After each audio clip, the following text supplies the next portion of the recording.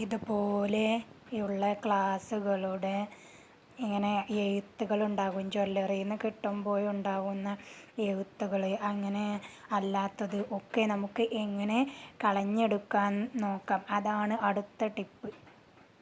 അതിന് ഒരു പാത്രം എടുത്തിട്ടുണ്ട്. അതിലേക്ക് കുറച്ച് വിനാഗിരി ഇതുപോലെ ഒഴിച്ച് കൊടുത്തിട്ടുണ്ട്.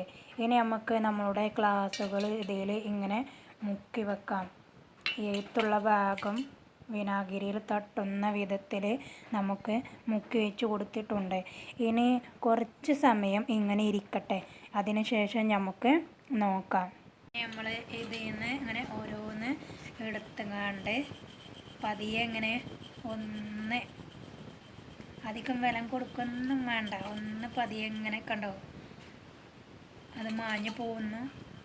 അങ്ങനെ നമുക്ക് ഓരോന്ന് ചെയ്തെടുക്കാം. അങ്ങനെ നമ്മൾ എല്ലാം അതേപോലെ കളഞ്ഞ് എടുത്തിട്ടുണ്ട്. പെട്ടെന്ന് പോയി കിട്ടും. അങ്ങനെ നമ്മൾ എല്ലാം ഒന്ന് കളഞ്ഞ് എടുത്തിട്ടുണ്ട്.